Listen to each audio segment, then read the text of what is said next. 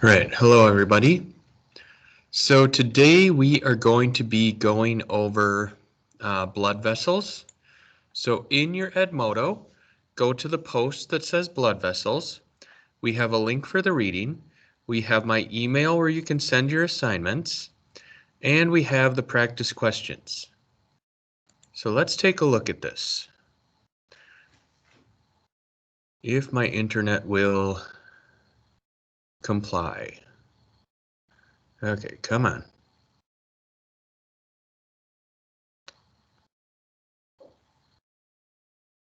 Okay. Sorry, it's being very slow today.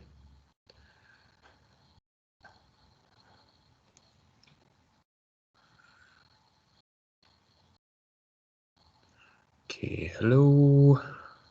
There we go. Okay, so blood vessels are the part of the cardiovascular system that transports blood throughout your body. So there are three major types of blood vessels. So there are veins, arteries, and capillaries. So arteries are going to be blood vessels that carry blood away from the heart. So A is for artery, A is for away. So blood is able to flow through the arteries because it is under pressure from the pumping action of the heart.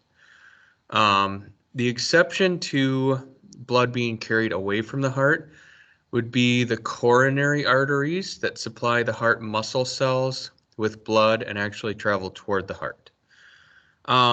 Typically, most arteries carry oxygenated blood, but there are going to be a few exceptions.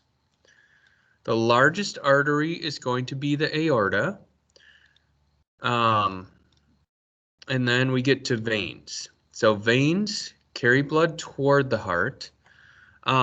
These get help moving along by the squeezing action of the skeletal muscles. So they're not under pressure from the beating of the heart.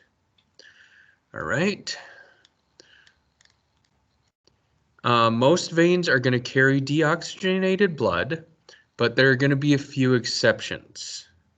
The two largest veins in the body are going to be the superior vena cava, which superior is upper, so that carries blood from the upper body to the right atrium of the heart. And then we have the inferior vena cava, which carries blood from the lower body, so inferior is lower, carries blood from the lower body to the right atrium.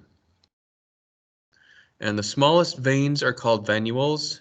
The smallest arteries are called arterioles. So next we get to capillaries. Capillaries are the smallest blood vessels in the cardiovascular system.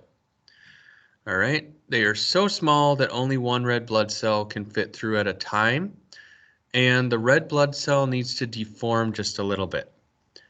Capillaries connect arterioles and venules to form what is called a capillary bed, and this is where the exchange of substances occurs. So for example, when we talked about the exchange of gases with the lungs, this is where that type of exchange occurs. So blood vessels have a hollow space called a lumen, and this is where the blood flows through, and this is a cross-section of a blood vessel. So the lumen is where the blood flows through, and then they have three layers. The tunica intima is the inner layer, the tunica media is the middle layer, and the tunica externa is the outer layer.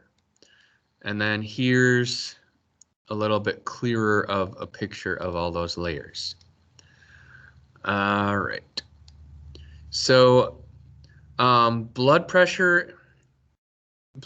in the arteries is going to be under pressure because of the beating heart. But also blood pressure is going to be the force that blood exerts on the walls of the arteries. All right. So we have systolic and diastolic pressure. Systolic pressure is when the ventricles contract. Diastolic pressure is when the ventricles relax. All right. And then we also have smooth muscles in the walls of the arteries that contract and relax. And when they contract, it's called vasoconstriction. When they relax, it's called vasodilation. So hopefully that all makes sense. Make sure you finish your questions and turn them in to me.